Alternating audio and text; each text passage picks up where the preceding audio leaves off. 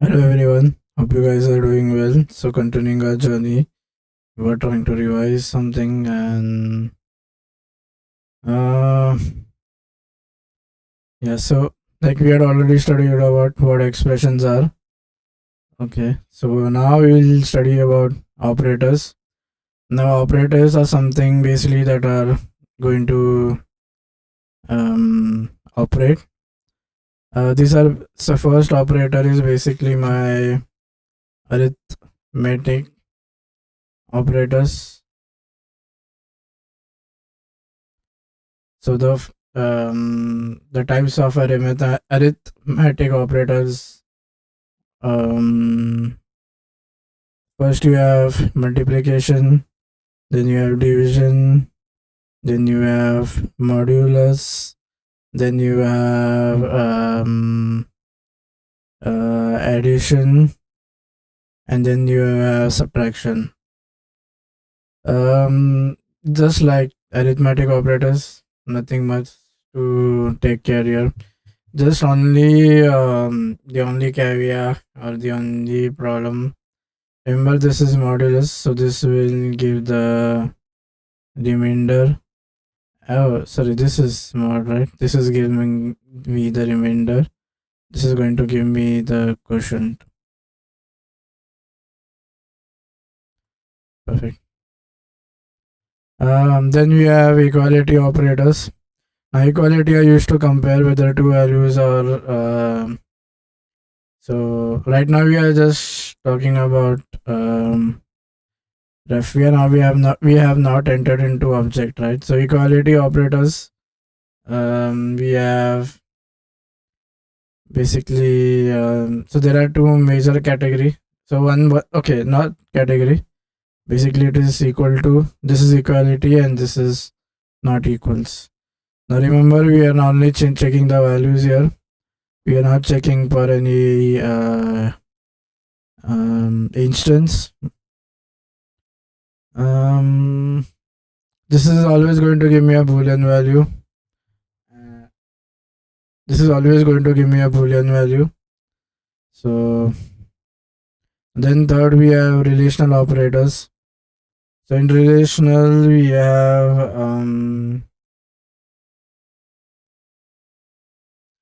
so in this we have okay,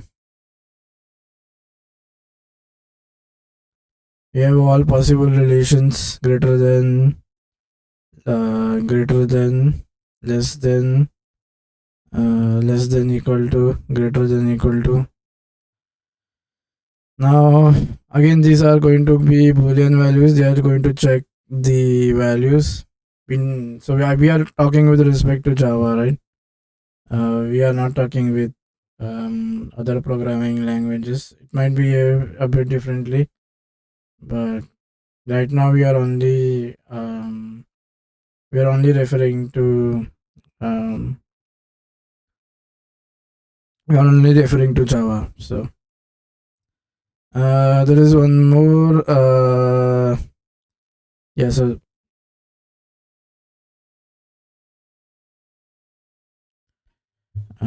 just give me a minute.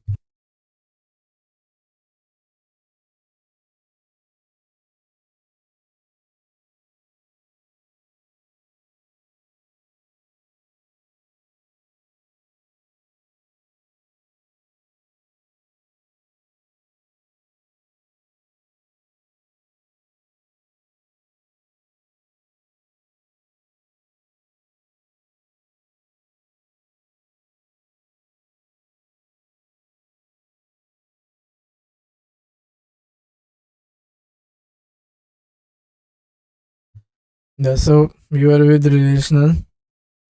Uh, this is also going to return me true or false. So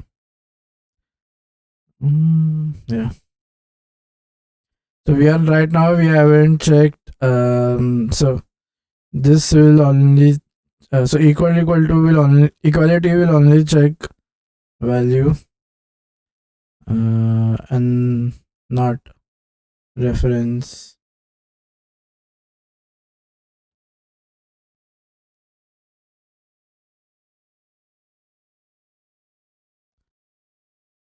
Yeah, so basically, these are primitives, right? So we haven't started about um. Oh, this is something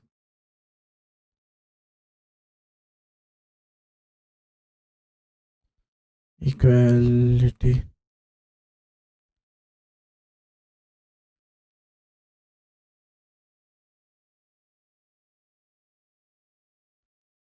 Yeah, this is basically used to compare to so um. Okay, so with yeah, it's better we see that time. Okay, then we have something called as logical operators. So this will give us so this will operate based on logical evaluation. So we have logical operators. For example, and or sorry, or is pipe, right? So pipe. Then you have XOR. This is cap. So this is on number 6. Okay. Then we have not number 1. Then so let's see the truth table how it behaves. Okay, will this copy? Yeah, let's see the truth table. This is not good.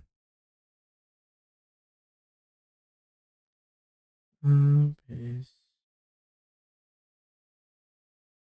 I guess that history has to be no. What if we open a new tab? Does it still take me there? No. Yeah. And draw.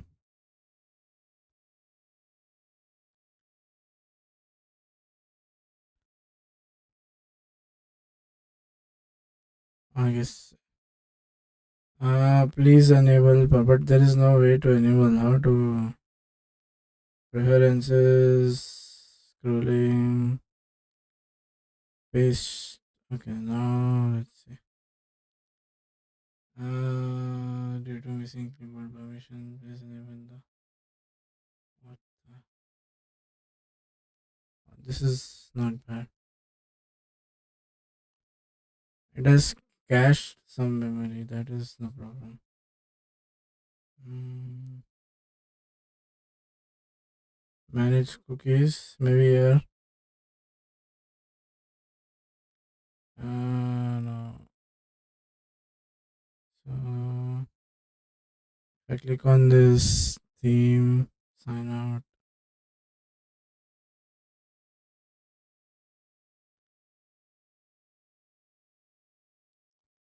I don't know. But hmm, is there any? Does this have? This is. Oh, it's all linked. Mhm. We can see the truth table. So like on, it's not something rocket science. Okay, so let's see truth table for and or we have and not or XOR. Okay. Okay, so remember 0 is false and 1 is true. So if you come, so the drawback of using and, I mean the way and works is if anyone is false, all are false. Or you have optional, if both are false or both are true will be like both is false, then it will be false. Both are true, it will be yeah. If both are false, then it will be false. Both are true, it will be true. Else it will be true false. Else it will be also in our only if both are false. So basically, if any one is true, answer is true. But then in And if both are false, so what's the difference between and? So in and to get a true, you need both true. That means if any one becomes false, all are false. Now XOR is when both are true or both are false, then it is false. Not is basically an opposite. So if you do not of true, you'll get false. Not of false is true.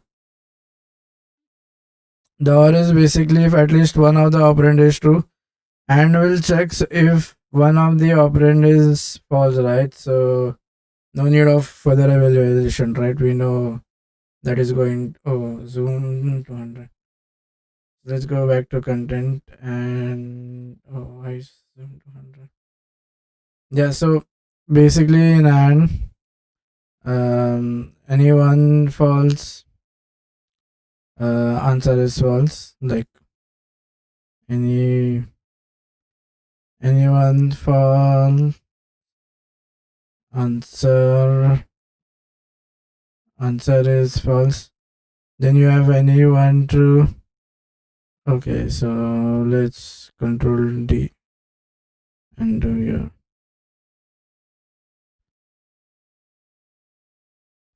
Anyone false answer is false. If it's or, then it has to be in or what we check if anyone is true, answer is true. Not is opposite, right? So let's do not is exactly opposite. So this is the opposite. And then XOR is basically if both are true or both are false, then answer is both true, both false. Then only it will be false, right? Both shouldn't be. If both are same, basically. Let's have it placed.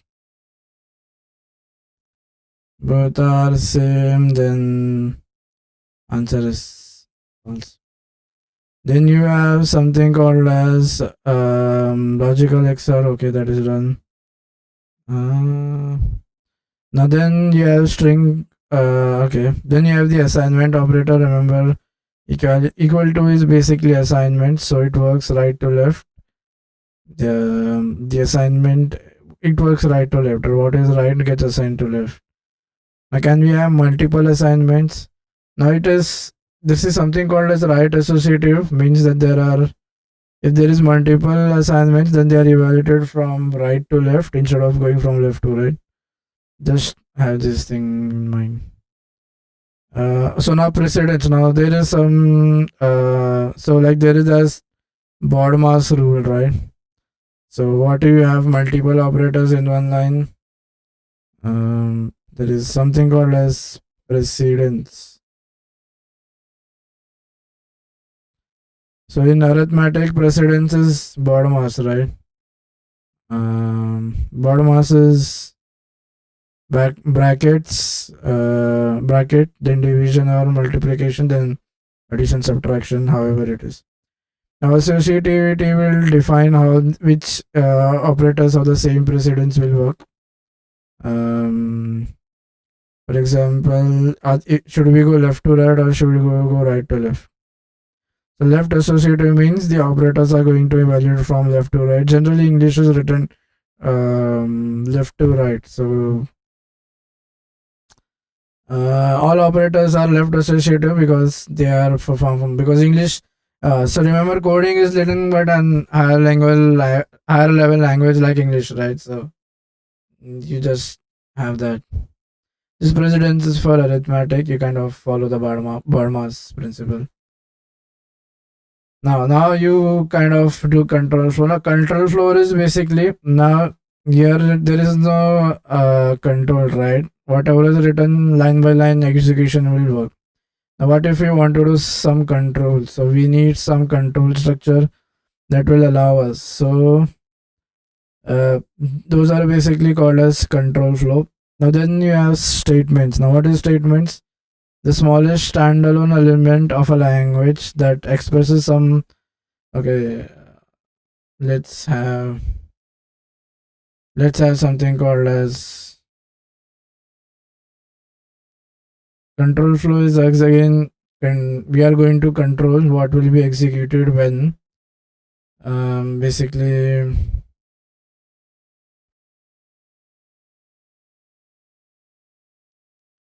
uh, this is like controlling the controlling the execution instead of going line by line. Then we say we have something called as statements. Now statements are basically the smallest unit part of a program. For example,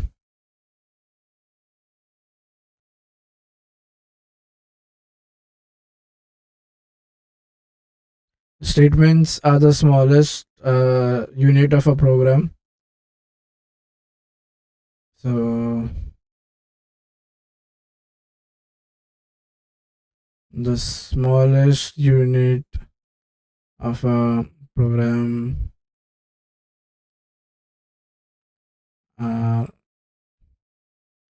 statement.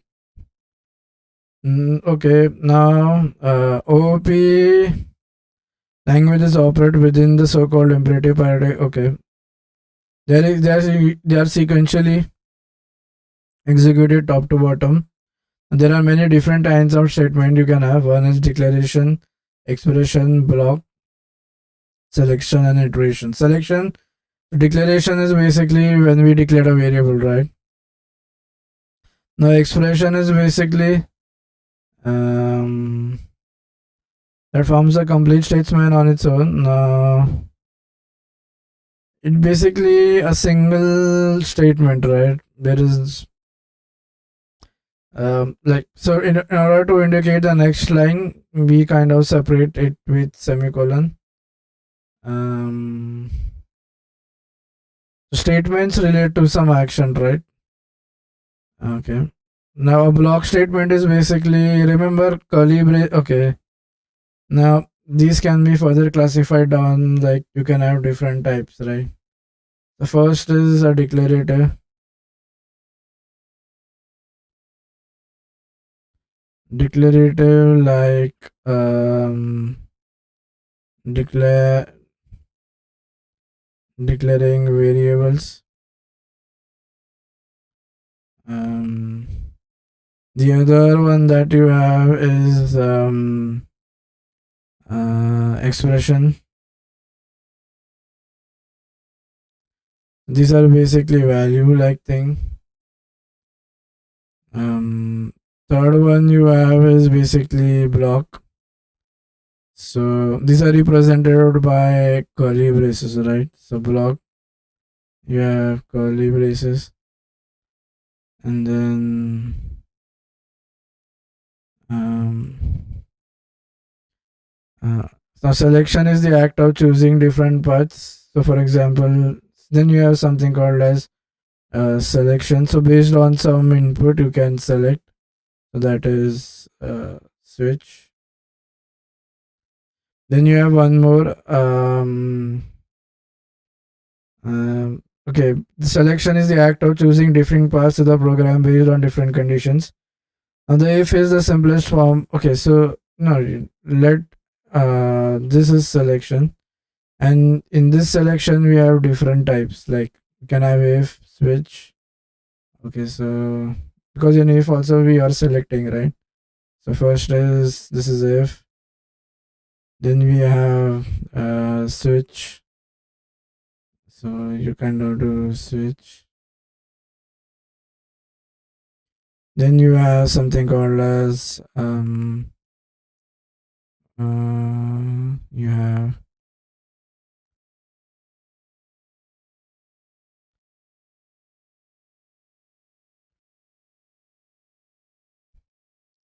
then you have if else. It can be even that is going to check, right? So let's try to write some code. We haven't written any code, right? Okay. So remember, Java is a very strictly dependent on uh,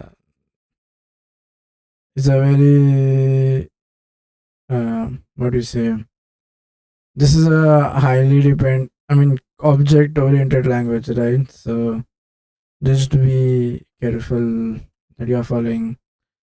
So yeah, so remember the package name, this class name, and this has to be the same.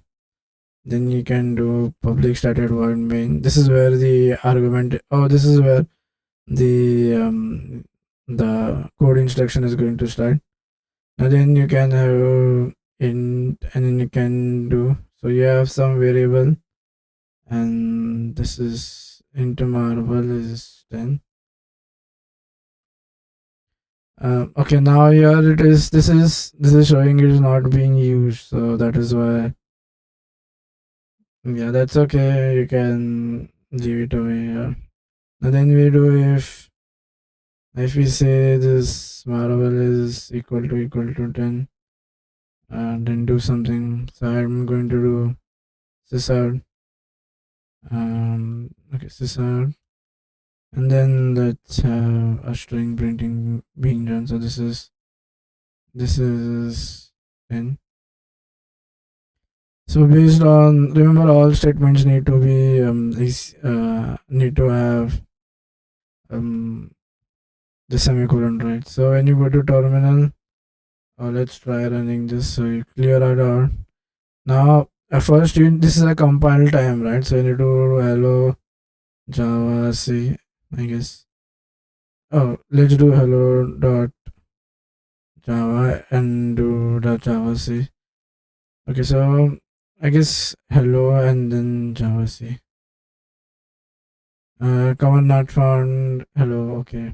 Let's. So we have to manually start the. Uh,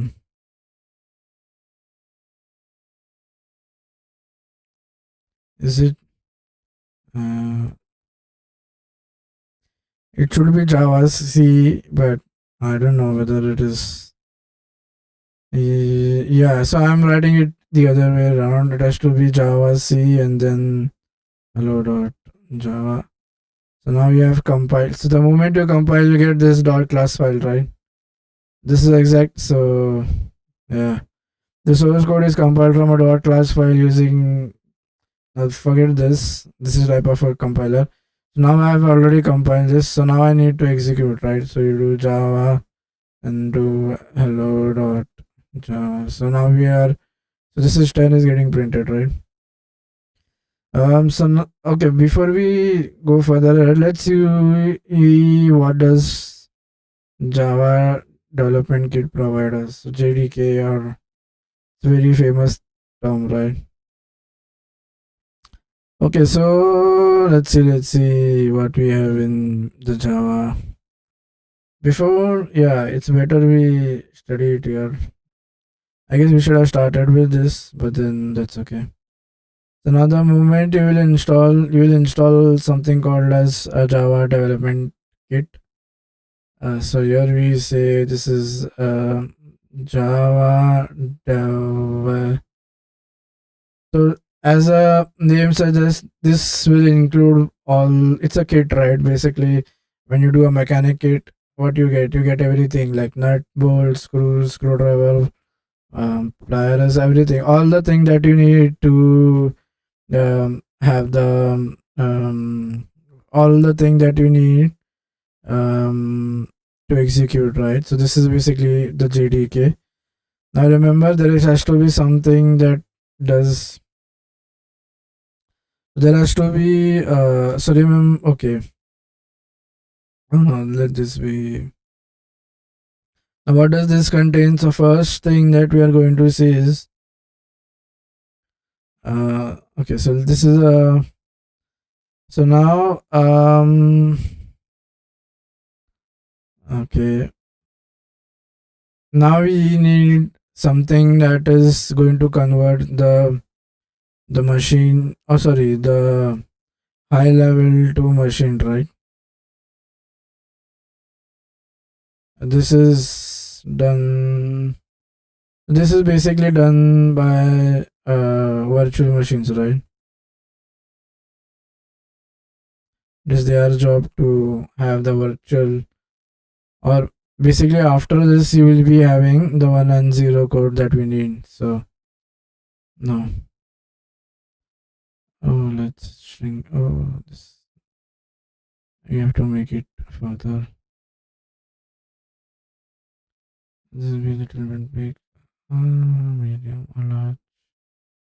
Yeah, so this is basically the high level to machine. This is taken care by JVM. Uh,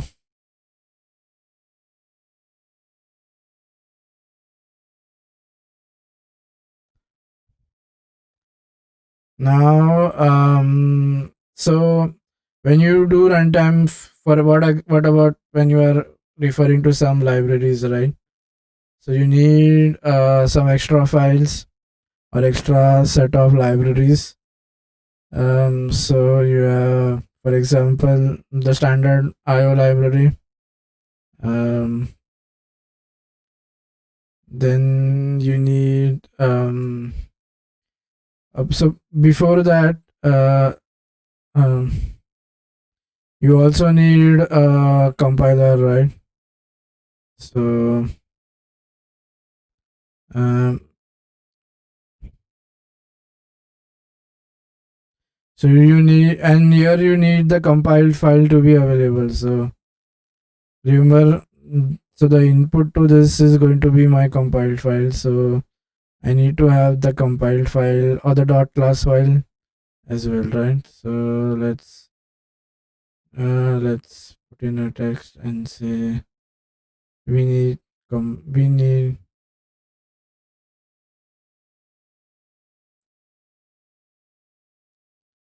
the the compiled file.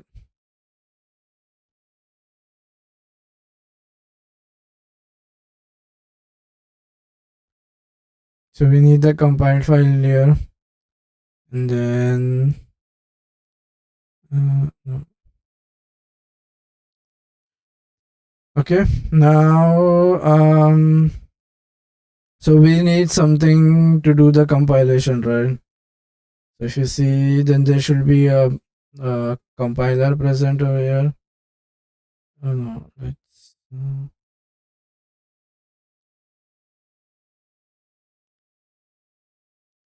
so no, let's. This is where you have the compiler present. Now this together everything. So if you go from including, let's zoom out a bit so that not, yeah. So no, little bit less. Yeah. So this whole thing is what we get in uh, the JDK or the Java development. This total is basically the JDK, and this is called as the runtime.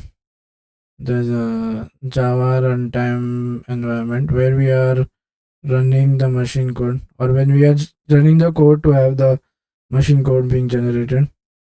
So that is the runtime environment. Now there is memory management also has to happen, right? Remember, it's the job of this JVM to manage the memory and other parts. So we haven't talked about garbage collection yet, but yeah, just be sure that this is the JRE and this together is the JDK or the Java Development Kit. Okay. Now where we are. So yeah, so once we run the code, so remember this has to be statically typed, right? And every statement needs to end with a colon here. So so void main, this is where our so this is the main, this is where the program will start executing. So we will look for, or the JVM will go to the main first. Now there is something called as GIT as well. So we have just in time that JIT, right? Just in time imperator. No. So the JVM also has two parts, right? One you have the memory management, and then you have the interpreter JIT. So yeah, you'll have just like in JavaScript. So the job of JVM is only to do machine code language and manage memory. Rest whatever asynchronous operations are, that is, we'll see how that kernel linkage happens when we can do backend right in Java as well. So now is as if this is another another selection type statement. So if you go here,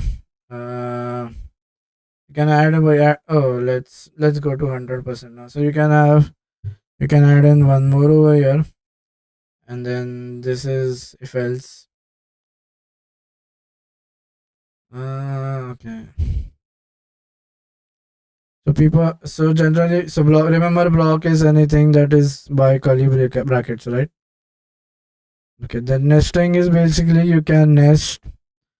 So he's saying you can nest these statements as well. So we can nest them. That is, we can have inside one of them. Nesting is possible here. Hmm.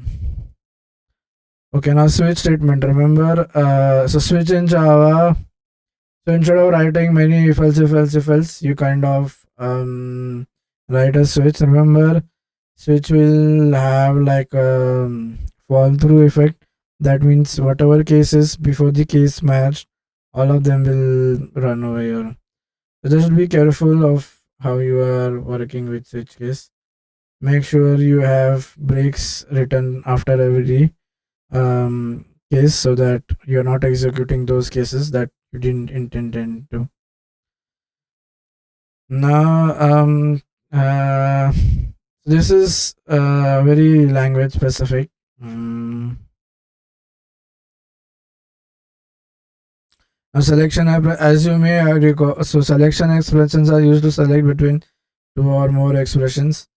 Most languages do not support selection statements, but also not do not only so in not only do you have this selection, but you also have ternary. You also have something called as selection expressions. Now, the difference between a statement is the smallest execute block, and expression is that something returns. So, and an action doesn't return a value. However, and so basically a statement may or may not return a value, but an expression has to return uh,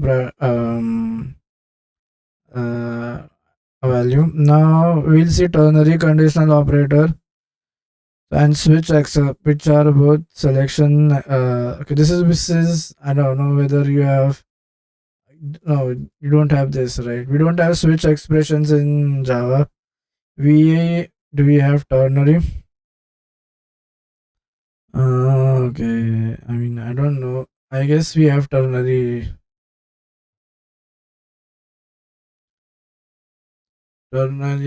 operator. Do we have ternary? Yes, we have ternary operator, I guess. Oh, yeah. So it's basically a soft. So we have one more operator, ternary. Ternary is three, or tertiary, however you say. Ternary is three, right? So remember, so this is the question mark. So if, and there will be a condition here. And then, okay, let's have it up. So if the condition is true, then you go to true where you have, okay, true. And then you have false, right? So if it's,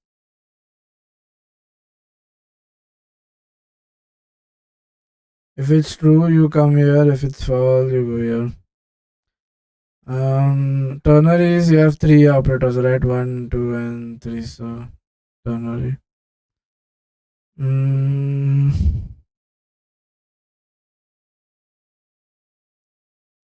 you have three things, right? So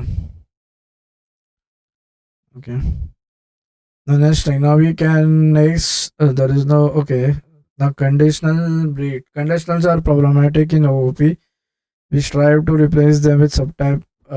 So we will see what is the disadvantage of using ternary. We haven't. So there is a. Uh, okay, so the problem is using too much conditional is the moment you kind of increase the code, you will have more cases that need to be taken care of. So you get entangled into a mess of conditions, right?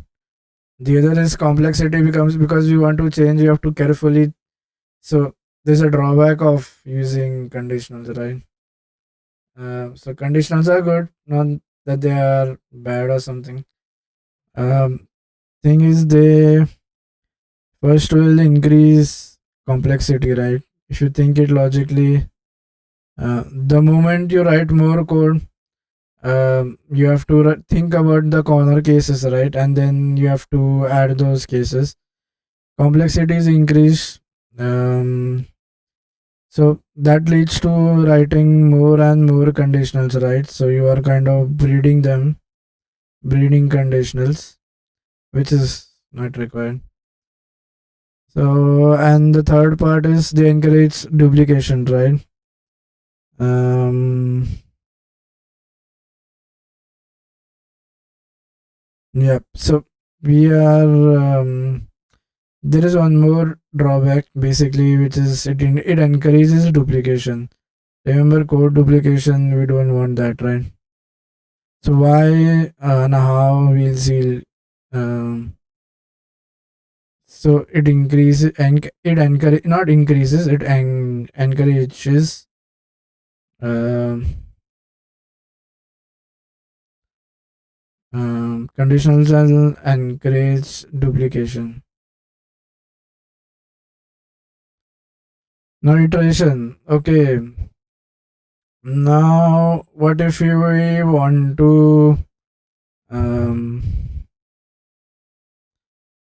oh so what if you want to iterate over um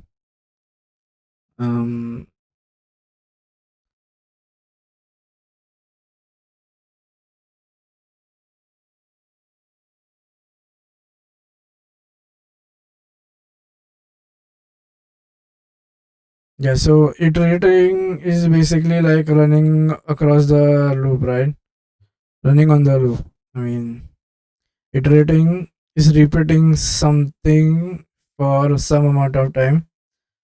Now you can have it, okay, because so the idea of doing something multiple times is called as iteration in simple words. So um,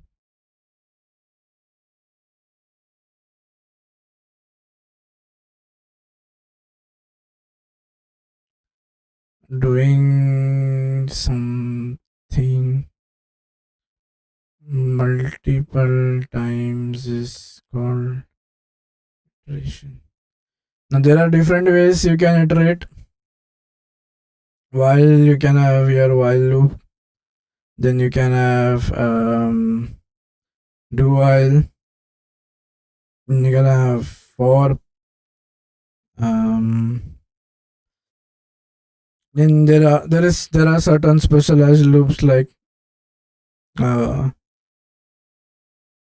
for each as well. We'll see when to use what. Now while is basically when you want to do based on a condition. So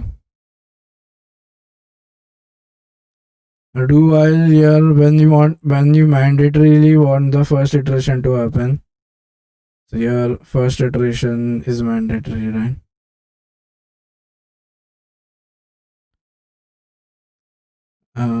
For is again You kind of mention for how many, you exactly know how much time you can want to run. Like, uh,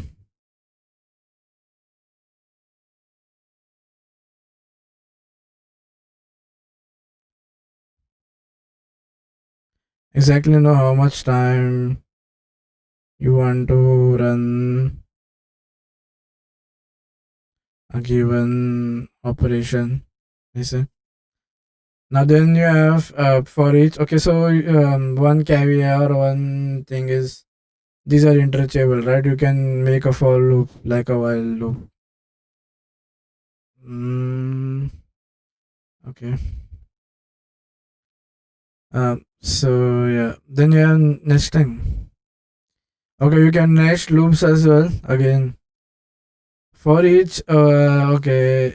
Yeah, we haven't. So for each is a special type. Remember, this will work on enumerables. Okay. This has to be a highlighter, right? Mic went far away. Yeah. So this is a special type. Remember, for each.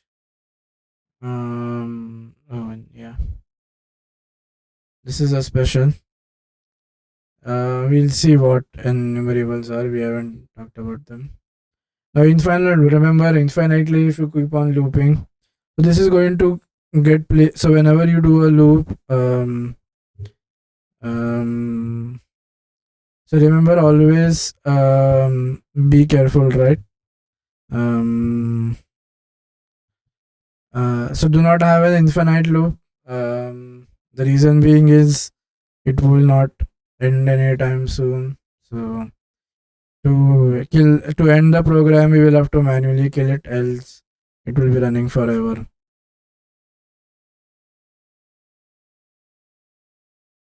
Okay, there is still. Okay, now type definitions. Okay, so data types are built in the. Okay, let's have this thing open.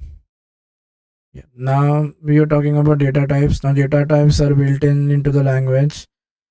So okay, so type.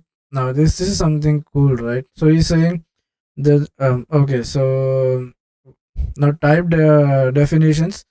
So there are some already defined types, right? That won't help. For example, if you want to have a type that defines a car, now again there is a limitation, right? That there is no inbuilt support for it. So then, what is the solution? How do we handle it? So this that is what basically we define a type. For example, a car. A car will have a steering. It's a blueprint of something that is not naturally available. Um,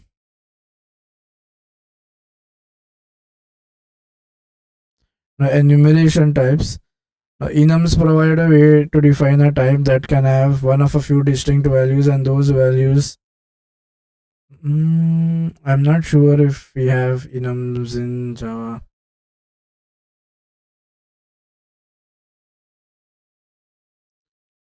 Okay.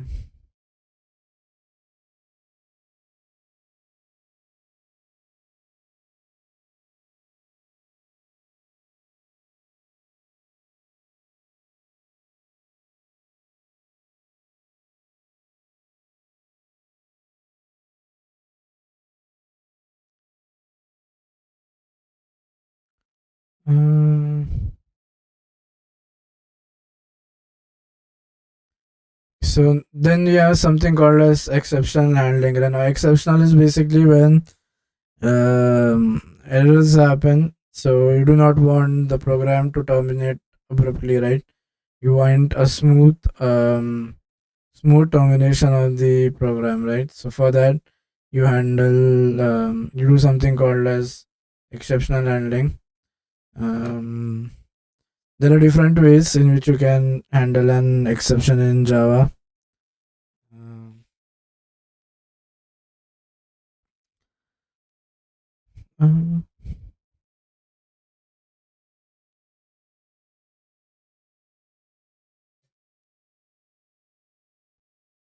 mm,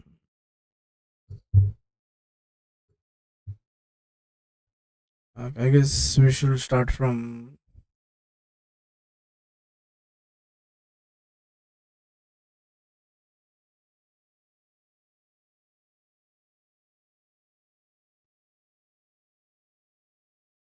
Yeah, that's all. We'll see about exceptions in the next. We'll revise exceptions in the next. Because I guess this is more than enough.